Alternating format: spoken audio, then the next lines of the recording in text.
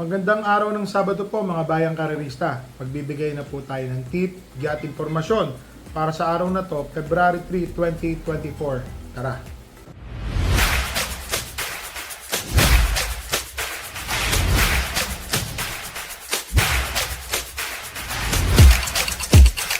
So mga bayang karerista, ngayong araw po ng Sabado, meron po tayong dalawang kabayong tatakbo. Race number 2, entry number 1, Great Connection. At ito pong race number 7, entry number 7, Don't Stop Believing. So, magbigay na po tayo ng tip, at impormasyon. Race number 1 po, ang start time po sa ganap na alas 3 ng hapon. So, meron pong 3-year-old and above maiden race. So, 1,400 meters ang karera. Lahat po ng karera ay 1,400 meters sa 8 karera po. Manipis po sa harap. Medyo pakapal po yung bandang race 5, 7, and 8. So, medyo may kahirapan din po ng konti. So, dito po sa race number 1, solo na po ako. 1 for the day. Entry number 1, made for trophy. Napakagaling po ng tinatakbo niyan. Yung mga kinakalaban po niyan, mga 1.25, 1.26, 1.27 siya. So, sa tingin ko po, malaki po ang panalo nito. Or pwede na po nating solohin to. So, dito po sa race number 1, 1 for the day po, entry number 1, made for trophy. So, dito na po tayo sa race number 2, 1,400 meter race, 6 runners po. First choice po, entry number 1, Great Connection, kabayo po natin yan. So, si Great Connection po, para sa akin po, malaki po ang panalo. Ma-rate lang po ito. Nung nakaraan po kasi medyo naiiwan, natatakpan po. Pero sa ngayon po, tingin ko po malaki po ang panalo na itong kabayo ko na to. Ang tingin ko pong kalaban niya, yung entry number 6 na si Happy Maggie, papatnubayan po ni Mac de Ocampo, at naglagay din po ako ng third choice, yung entry number 2, Bagay na Bagay. Kasi, gaya po ng sinabi ko sa inyo, si Great Connection po kasi may pamatay po ito ng 2 kwartos, mga bayang karerista. Kung sakaling magawa po niya yon, huwag lang po siya magkaroon ng aberya sa alisan, sa salida, tingin ko po malaki po ang panalo nito. Huwag lang po mape-pressure agad. So sa tingin ko po, pag nagkaroon ng, yun nga po, kunyari, nabunggo, na karoon ng insidente, yung kabayo ko po, mga bayang karerista, nag-uubos po yan. Pag kumaskas na po yan, wala na. Yun po. So, dito po sa race number 2, first choice po, entry number 1, Great Connection. Second choice po, entry number 6, Happy Maggie. Third choice po, entry number 2, Bagay na Bagay. Parang na-print po ako, pasensya na po ah. So, dito na tayo sa race number 3. 7 runners po. First choice ko po, entry number 5, Andrews Bet. Para sa akin po, mababa na po sa laban to, si Andrews Bet po, mga bayang karerista. Ang second choice ko po dito ay entry number 4 na si Heirloom. Ito po kasing si Heirloom. Tingin ko magamayan lang po ito ng hinete ni RJC Tabor. Tingin ko po malaki po ang panalo. Naglagay po ako ng third choice, yung entry number 7 na si Crazy Colleen. Rating 5 na po ito Nakakalaban pa po ito ni Crazy Colleen. Ni Crazy Colleen si Doña Chichay. Na tersero pa po ito o segundo dun. So sa tingin ko po napakababa na po sa laban ni Crazy Colleen. So dito po sa race number 3, first choice po entry number 5, Andrews Bet. Second choice po entry number 4, Heirloom. Third choice po entry number 7, Crazy Colleen. Dito na po tayo sa race number 4, mga bayang karerista, 6 runners po. Imported po ito, magandang laban. So may local po dito. Nimbalot Falls, first choice ko.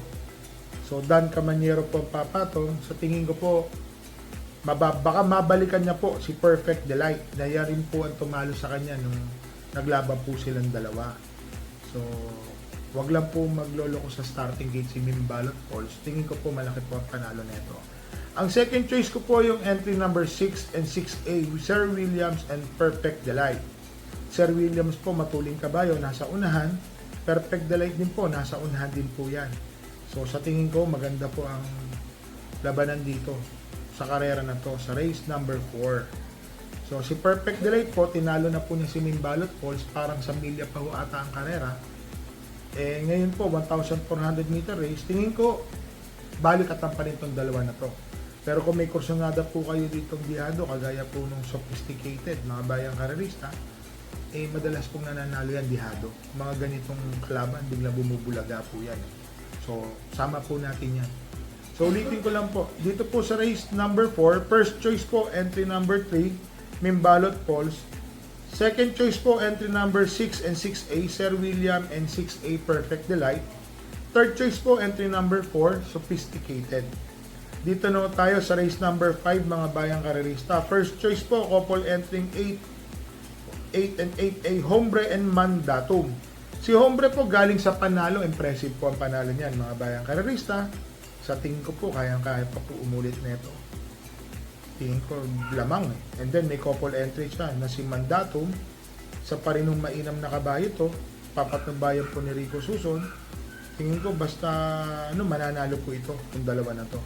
Tapos ang nakikita ko pong makakalaban niya, yung second choice ko po, couple entry din po, entry number 2 and 2A, Baba Boom and 2A Agaron. Si Agaron po matuling kabayo, mga bayang karerista. Maaring matutukan na po niya agad dito si Hombre, saka si Sultanov po. Tapos Baba Boom po, nandoon na rin po yan. Magagaling po ito, magandang laban po itong race number 5. May pandihado tayo dito, kaya lang po di pa natin alam kung, alam nyo na, kung lalaban, eh yung pong entry number 1, malaki pong panalo niyan.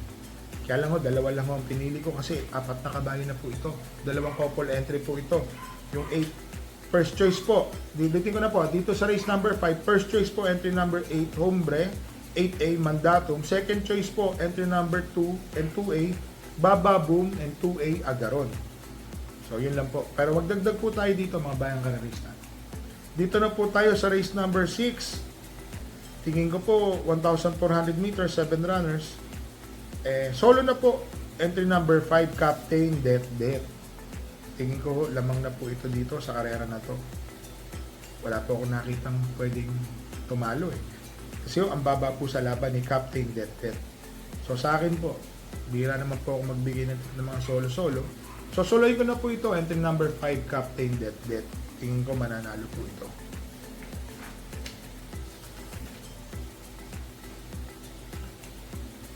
Dito na po tayo sa race number 7, mga bayang karerista. Nakita ko may kabayo pala ako rito. Entry number 7, Don't Stop Believing. First choice ko po yan. Yun nga lang po, mga bayang karerista, sasabihin ko po sa inyo naging problema niyan. Gagaya po ng sinasabi ko sa inyo. Nasingitan po yan ng bato, ng maliit na buhangin sa spike habang tumatakbo, kaya medyo matagal po siyang hindi natakbo, mga 2 to 3 weeks po atang dito tumakbo to. Pero nai-ensayo po yan, mga bayang karerista. 2 weeks pong nai-ensayo yan, marahan, pero malakas na po nitong lately. Yun po. So first choice ko po, entry number 7, Don't Stop Believing. So may instruction na po ako dito, pati kay Great Connection. Mauna na po ito si Don't Stop Believing, wala nang lilingunin po ito. Magandang laban po ibibigay nito sa kanila. So sa akin po, Don't Stop Believing po, first choice ko. Naglagay po ako ng second choice kung sakali maghahaburan po sila sa kabayo ko, lahat po eh. Lalo na yung Great Angie, magmamadali po yan. Tingin ko po, may panalo po dito yung entry number 8 na si Destiny, mga bayang karerista.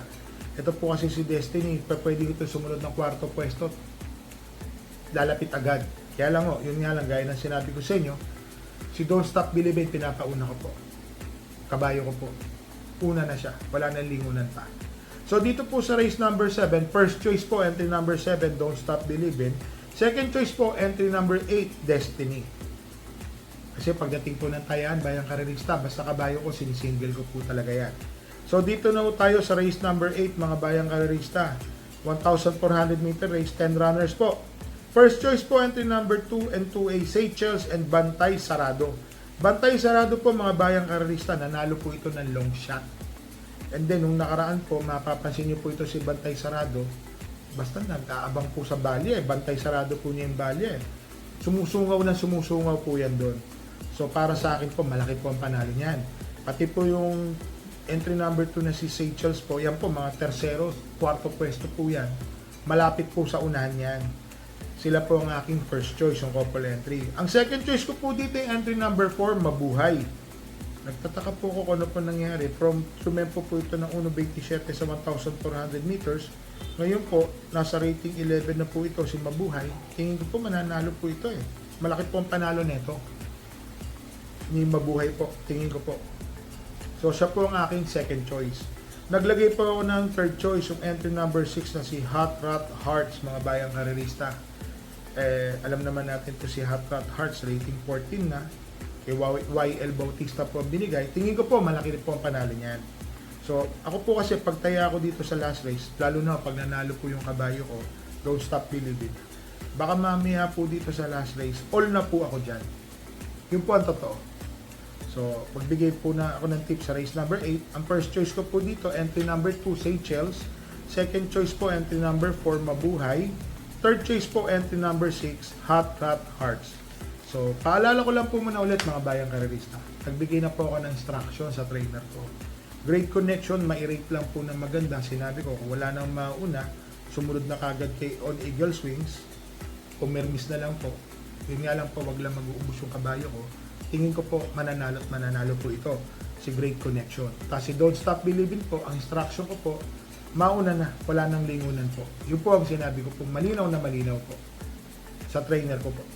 So, shoutout po tayo kay Mr. James Paulo Antoniano, kay Cesar Alcantara, kay Gob Joey ng Mensiland Malolos, Alfredo Club, Sandy Reyes, Cheryl Manggito, kay Bea, kay Bryce, kay Baste, kay Joseph Moralejo, kay Gracia Moralejo, kay Chairman Romy Aday, kay Ots Manabat, kay Jake Aguilar, kay John Lloyd ng Barangay 513, kay Edwin Pichay, kay Amante Tetan, kay Leo, kay Ronron Clotario, kay Ray Hernandez, kay Godfredo Lumbang.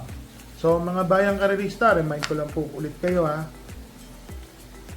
Hinay-hinay lang po sa taya. Bet small lang po. Unahin po natin ang pamilya. Di porket sinabi ko po may kabayo tayo mananalo. Gaya po na sinabi ko sa inyo, lahat po ng kabayo may buhay po yan. So pare-parehas po ang chance nilang manalo. So yun nga lang po, talagang pagdating po ng tayaan, kabayo ko po, sinabi ko naman sa inyo, pag tumaya po ako, alam po dito sa amin, sinisingil ko po talaga yung kabayo. So mga bayang karerista, hinay-hinay lang po sa taya, unahin po ang pamilya. Stay safe po mga bayang karerista and happy racing po.